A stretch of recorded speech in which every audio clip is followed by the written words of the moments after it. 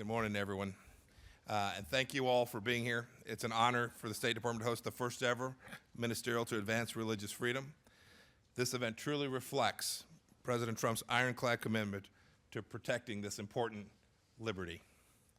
I want to thank Vice President Pence for being here. I know him personally as a man of deep faith, and his dedication to defending religious freedom is unsurpassed.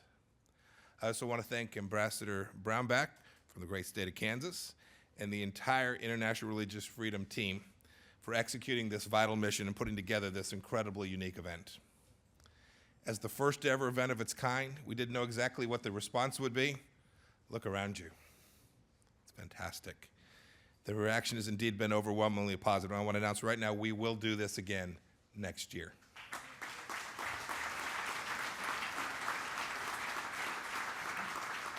This year, more than 80 delegations, including dozens of minister-level representatives from around the world, are here today. Thank you for making this cause a priority in your country, and thank you for working with us. My own faith is of the greatest importance to me personally. As an American, I've been blessed with the right to live out what I believe without fear of persecution or reprisal from my government. I want everyone else to enjoy this blessing too. President Trump's unwavering commitment to religious freedom and the decision to hold this first ever religious freedom ministerial is not driven by my own personal story, but rather it is rooted in the American story. The Trump administration recognizes that religious freedom is fundamental American liberty, and this has been clear from the administration's earliest days and indeed the earliest days of our nation. The United States advances religious freedom in our foreign policy because it is not exclusively an American right. It is a God-given, universal right bestowed on all of mankind. 70 years ago, the Universal Declaration of Human Rights affirmed this when 48 nations declared that everyone has the right to freedom of thought, conscience, and religion. Vice President will speak more about this in a moment, but it bears repeating. Millions of people of all faiths are suffering every day. But the Trump administration will not be silent. As part of the State Department, the State Department will continue the good work it has already done for many years to ensure religious freedom. Right now, we remain in conversations with Turkey to bring home Pastor Andrew Brunson. The Vice President will speak more to this as well. I'm pleased to announce today that the Department is providing an additional $17 million of additional demining efforts in the Nineveh region in Iraq.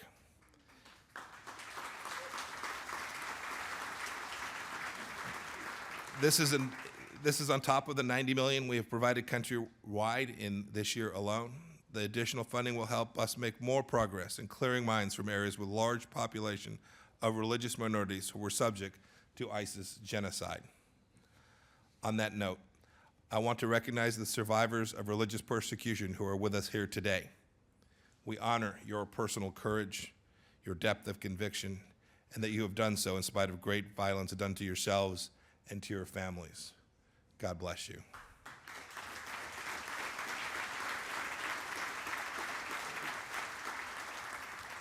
When religious freedom flourishes, a country flourishes. As one example today, we applaud the steps that Uzbekistan is taking towards a more free society. We have great confidence that a degree of religious freedom, greater than before, will have a positive ripple effect on their country, their society, and the region as well. We've seen this too in several Gulf countries. As the region has become an economic hub and attracted foreigners from many faiths, several governments have taken important steps. They've been wise to permit the construction of places of worship, like churches and temples, thus becoming an even more attractive destination for international investment. The State Department's done a few other things, and so has the United States government. We've created a new international visitor leadership program to bring those working on the front lines of religious freedom issues from all around the world to the United States. It's a 10-day project, and it will focus on promoting religious pluralism and protecting the rights of religious minorities. Second, in October, the State Department will host a 3-day accelerator workshop called Bold Line to support and scale innovative public-private partnerships that promote and defend religious freedom around the world. Third, we look forward to continuing the important work done today throughout the world. That's why we're finalizing commitments from several countries who are willing to host regional follow-up conferences on the topic of religious freedom. I want to thank each country that is prepared to help us host that. And finally, and perhaps most importantly, later today, we will release the Potomac Declaration and the Potomac Plan of Action. These documents reassert the United States' unwavering commitment to promoting and defending religious freedom. They recommend concrete ways the international community and governments can do more to protect religious freedom and vulnerable religious communities. And we will also be releasing several statements on specific countries, Burma, China, and Iran, and specific issues representing some of the greatest challenges to religious freedom in our world today. I'm very excited to close by introducing our keynote speaker. Throughout his years of public service, he has made it a priority to be a voice for the voiceless. His commitment to religious freedom assures men and women of all faiths they have a great friend and a champion in Vice President Mike Pence. Please join me in welcoming him now.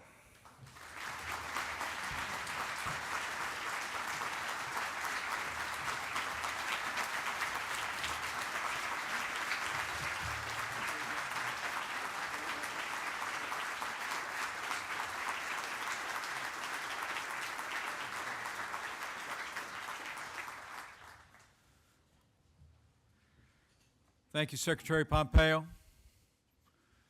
To the Secretary, to Ambassador Brownback, to Administrator Green, Director Mulvaney, to the representatives of more than 80 nations gathered here, and especially to the survivors of religious persecution who honor us by their presence here today.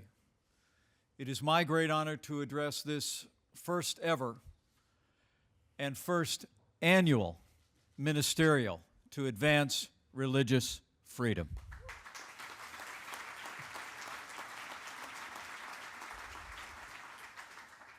And I bring greetings from a champion of religious freedom, at home and abroad. I bring greetings this morning and gratitude for all the efforts represented here from the 45th President of the United States of America, President Donald Trump.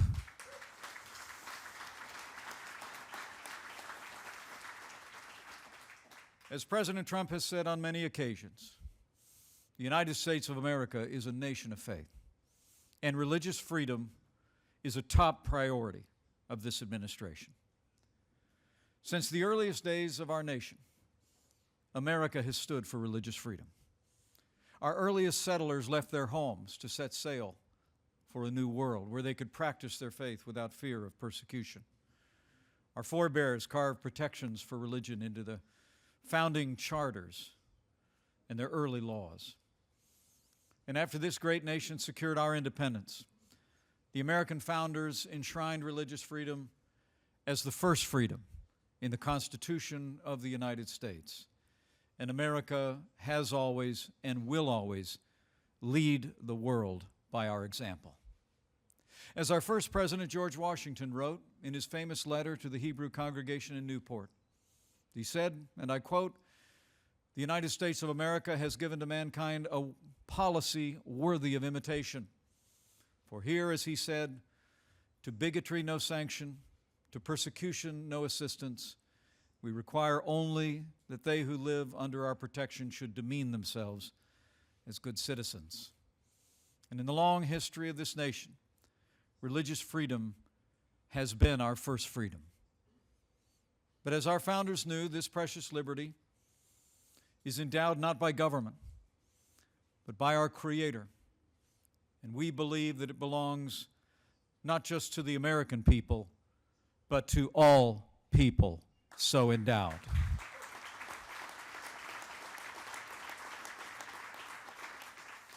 The right to believe or not believe is the most fundamental of freedoms. When religious liberty is denied or destroyed, we know that other freedoms, freedom of speech, of press, assembly, and even democratic institutions themselves are imperiled. That's why the United States of America stands for religious freedom yesterday, today, and always. We do this because it is right, but we also do this because religious freedom is in the interest of the peace and security of the world. Those nations that reject religious freedom breed radicalism and resentment in their citizens. They sow the seeds of violence within their borders, violence that often spills over into their neighbors and across the world. And as history has shown too many times, those who deny religious freedom for their own people have no qualms trampling upon the rights of other people, undermining security and peace across the wider world. Let me single out a few great American leaders today for their efforts to advance religious liberty around the world.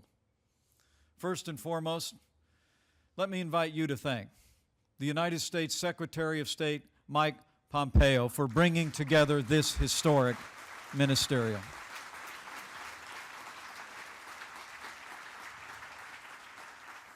By bringing together 80 nations, the Secretary of State put feet on President Trump's ambition to make religious liberty a priority of the United States on the world stage. Mr. Secretary, we are grateful. I also want to mention the extraordinary efforts and travels of the United States Ambassador at Large for International Religious Freedom, a lifelong champion of religious liberty, Sam Brownback. Thank you, Mr. Ambassador.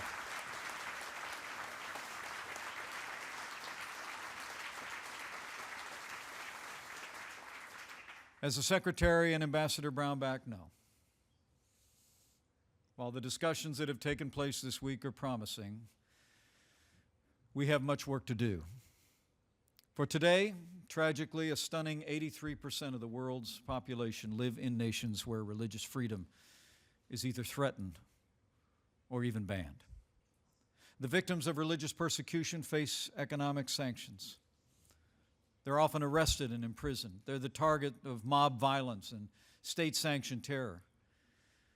And all too often, those whose beliefs run counter to their rulers face not just persecution, but death.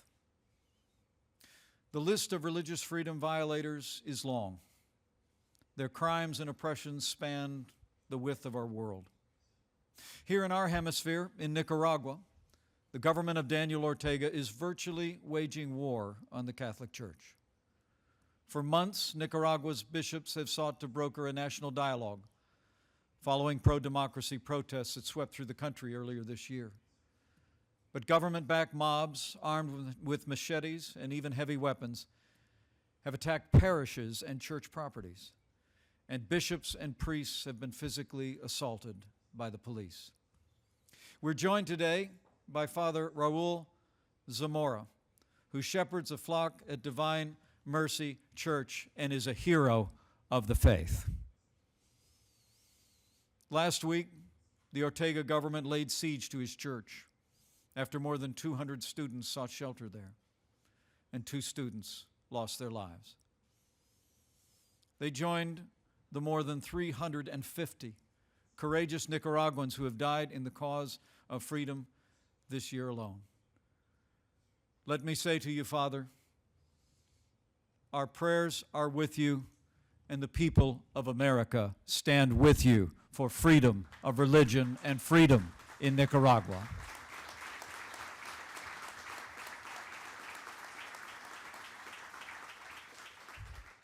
Farther from home, but close to our hearts, religious persecution is growing in both scope and scale in the world's most populous country, the People's Republic of China. The State Department's annual International Religious Freedom Report has labeled China as a religious freedom violator every year since 1999. Together with other religious minorities, Buddhists, Muslims, and Christians are often under attack. With us today is Kusho Goluk Jikme, a Tibetan Buddhist monk. For nearly 70 years, the Tibetan people have been brutally repressed by the Chinese government. Kusho was jailed and tortured after he spoke out against the Chinese rule in his homeland. While he escaped China, his people's fight to practice their religion and protect their culture goes on. I say to Kusho, we are honored by your presence and we admire your courage and your stand for liberty.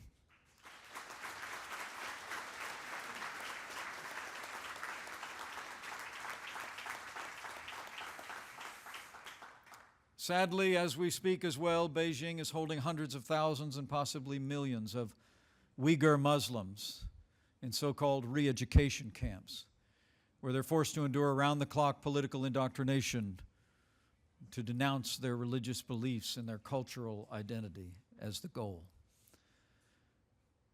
But for all of China's abuses, their neighbor in North Korea is much worse. While we all hope that relations between the United States and North Korea continue to improve, and we certainly hope that the threat posed by North Korea's nuclear and ballistic weapons program can be eliminated, there is no escaping the plain fact that North Korea's leadership has exacted unparalleled privation and cruelty upon its people for decades. Torture, mass starvation, public executions, murders, and even forced abortions, and industrial-scale slave labor have been the means by which that regime has retained hold on its power for more than 70 years. Today, as we gather at this ministerial, an estimated 130,000 North Koreans are imprisoned for life in unimaginably brutal slave labor camps. Contrasted with a thriving Christian community in South Korea, North Korea's persecution of Christians has no rival on the earth. It is unforgiving, systematic, unyielding, and often fatal. The mere possession of a Christian Bible is a capital offense, and those identified by the regime as Christians are regularly executed or condemned with their families to North Korea's gulags. That's what happened to Ji Hyung-ah, who is here with us, and who I had the honor to meet when I traveled to the region earlier this year. Hyung-ah was imprisoned and tortured simply for having a Bible that her mother had given her. And after a failed escape attempt, the North Korean authorities forced her to abort her unborn child. Hyung-ah was lucky enough to escape with her life. And we are honored to have you with us today. Your faith and your courage inspire us all.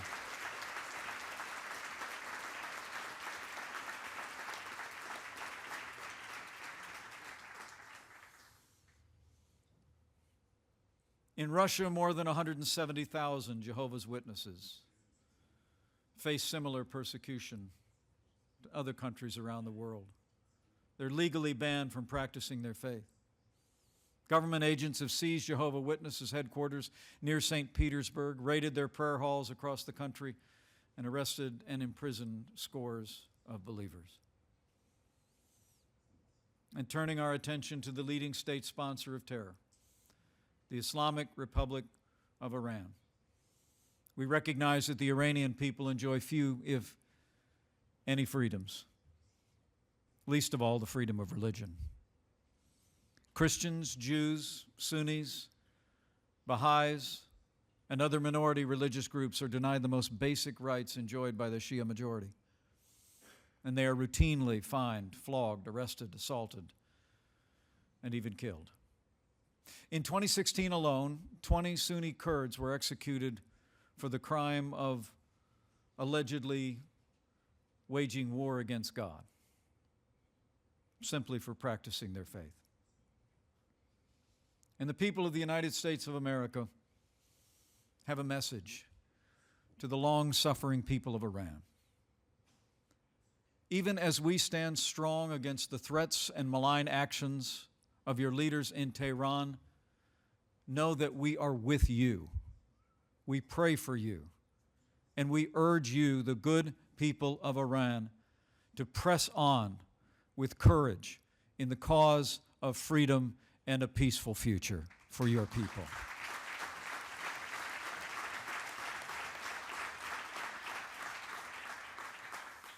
While religious freedom is always in danger in authoritarian regimes, threats to religious minorities are not confined to autocracies or dictatorships.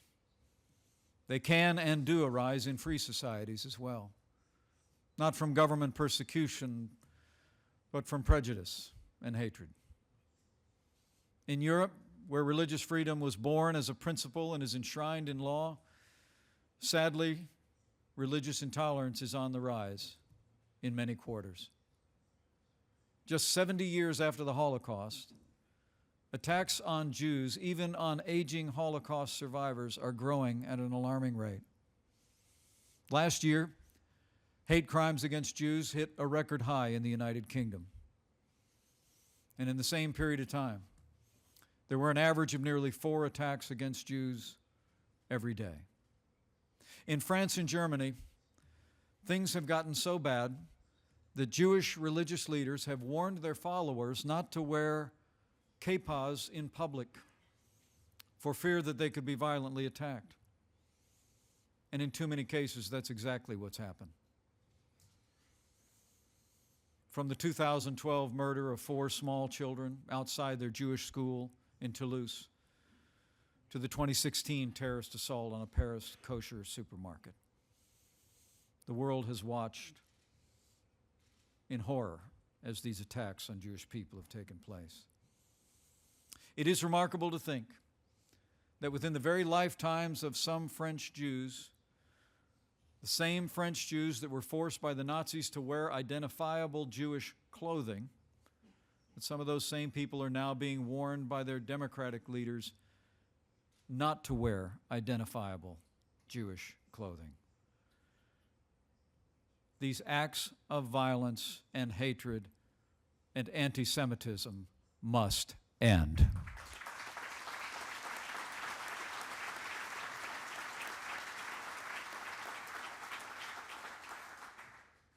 There are many more examples across the world. And while they're all deserving our attention, we must never forget the barbarism and the violence committed by the terrorists of ISIS and the magnitude of their acts. ISIS has shown a savagery unseen in the Middle East since the Middle Ages, and across the Middle East, Africa, Europe, and beyond. ISIS continues to seek to subjugate and eradicate all who would reject its apocalyptic mania. And believers of many backgrounds have suffered grievously at its hands, including Muslims, Christians, Druze, and many others. But perhaps no faith community was so cruelly targeted by ISIS as the Yazidis. Nadia Murad is with us today. 4 years ago, the butchers of ISIS entered her village and slaughtered more than 600 Yazidi men and boys, including 6 of Nadia's brothers and stepbrothers. Then they stole Nadia away and all the young women and subjugated them to the most degrading form of human slavery. Nadia was brutalized by ISIS fighters during her captivity. She was only able to escape because her captor left a door unlocked, and a neighboring family hid her until she could be smuggled to safety. But too many of her Yazidi sisters weren't so lucky. And thousands of Yazidis remain missing to this day or in ISIS captivity. To Nadia, I say, we are honored by your presence. We are inspired by your courage. In the United States of America, I promise you, will always call ISIS brutality what it truly is. It is genocide, plain and simple.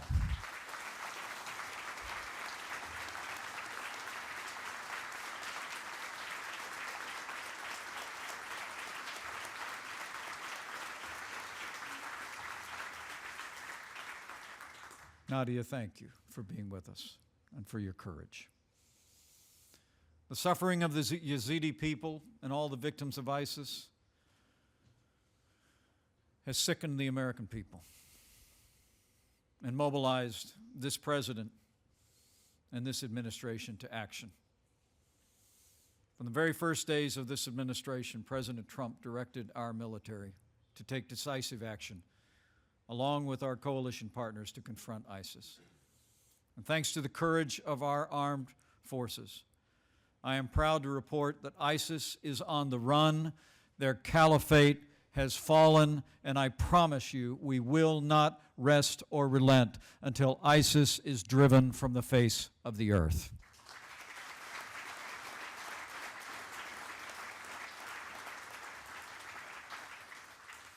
But victory in combat is only half the battle. That's why our administration has already devoted more than $110 million to support persecuted religious communities to rebuild across the Middle East.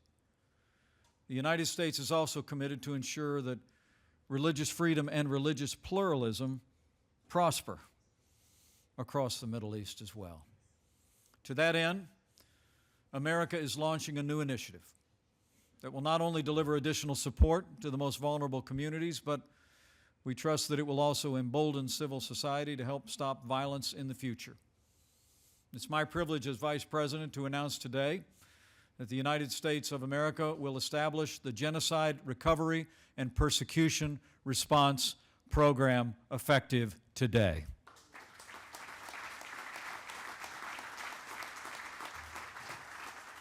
Under this new program, the State Department and the U.S. Agency for International Development will closely partner with local faith and community leaders to rapidly deliver aid to persecuted communities, beginning with Iraq.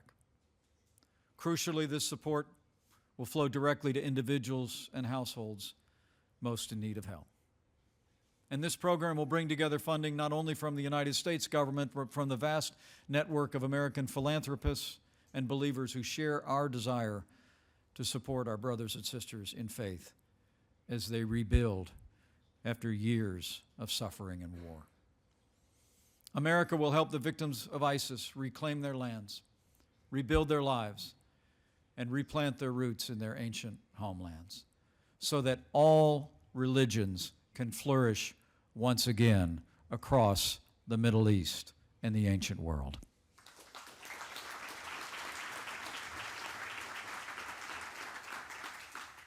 America will always stand for religious freedom, and we will always speak out boldly wherever and whenever it's threatened.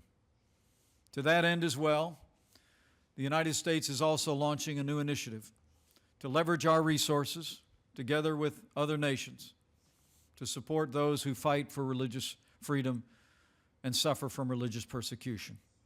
And today I'm also pleased as Vice President to announce that the United States will launch the new International Religious Freedom Fund.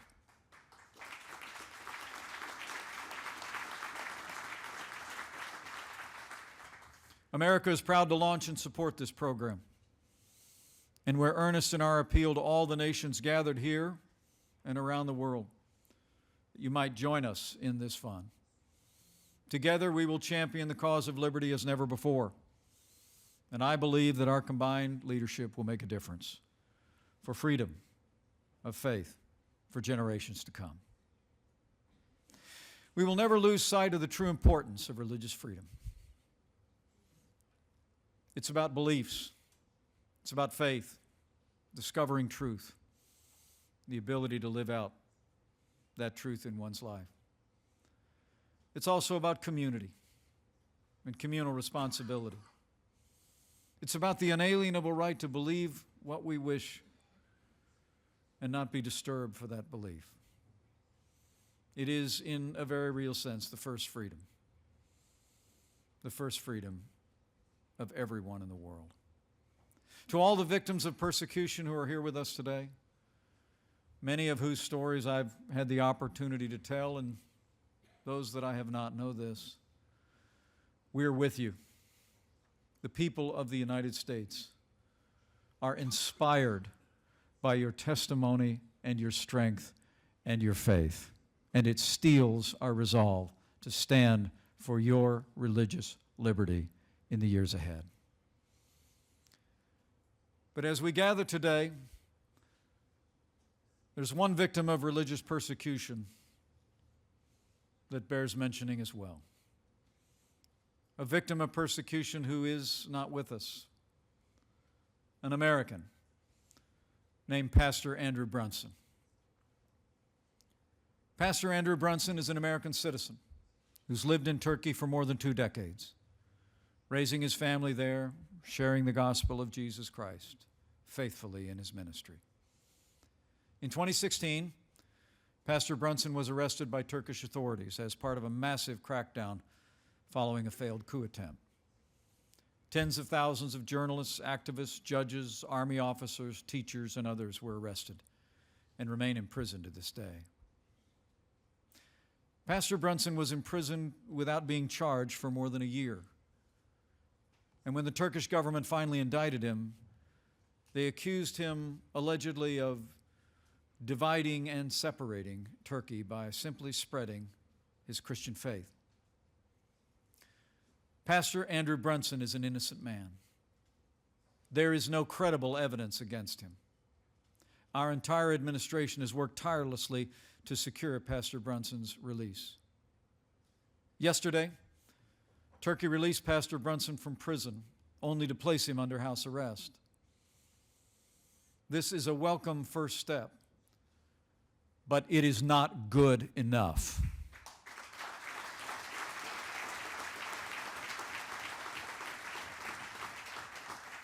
I spoke to Pastor Brunson and his wife Noreen yesterday. I know that his faith will sustain him, but it shouldn't have to. Pastor Andrew Brunson deserves to be free.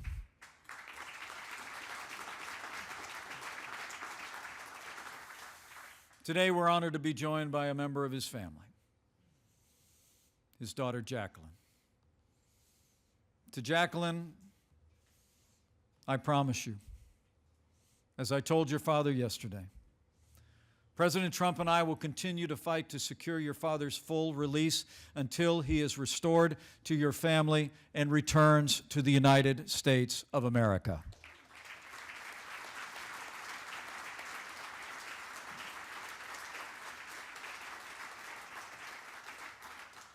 To believers across America, I say, pray for Pastor Brunson. While he is out of jail, he is still not free.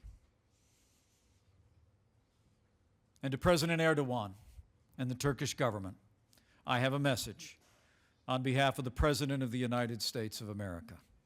Release Pastor Andrew Brunson now, or be prepared to face the consequences.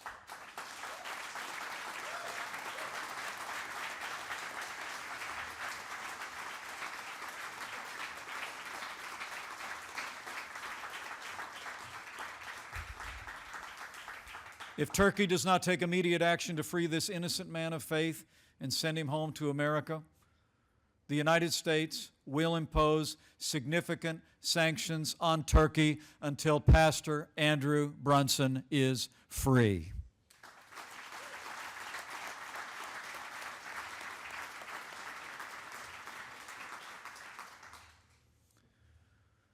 So thank you again for being here today. All of the distinguished Americans who are here, all the representatives of 80 countries, and these extraordinary and courageous men and women of faith who join us here to put a face on the reality of religious persecution in the world. We have discussed much here, and we know we have much work to do in the days ahead.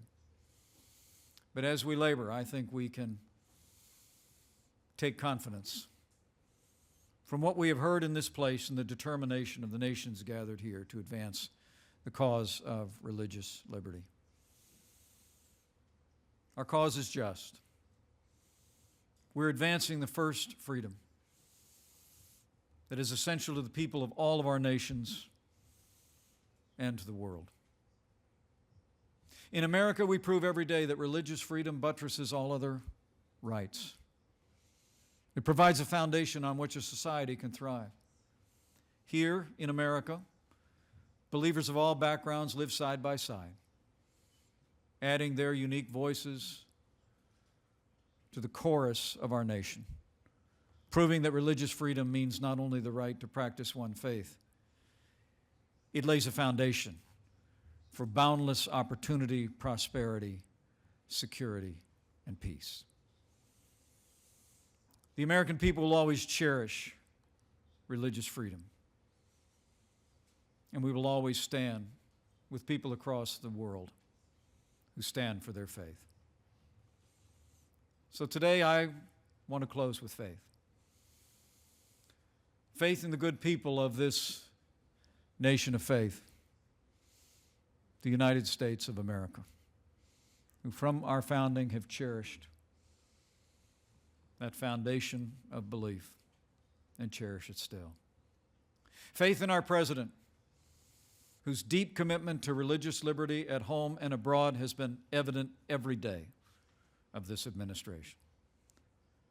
Faith in all of you, the nations represented here, and your renewed commitment to the cause of religious liberty in your nations and around the world. And I also close with faith that from this renewed beginning today, we will make progress on behalf of religious liberty in the years ahead. My faith ultimately comes from what's in my heart and in the ancient words inscribed on our Liberty Bell, displayed in Philadelphia. The words of the ancient text of Leviticus that read, "Proclaim liberty throughout all the land and unto all the inhabitants thereof." We've done it throughout our history. And I know that as each one of us renew our commitment to proclaim liberty throughout all of our lands, that freedom will prevail. For as the Bible tells us, where the Spirit of the Lord is, there is liberty. So freedom always wins when faith in Him is held high. So thank you all. Thank you for your leadership. Thank you for your partnership. May God bless you and your nations. May God bless all who yearn for freedom and labor beneath persecution. And may God bless the United States of America.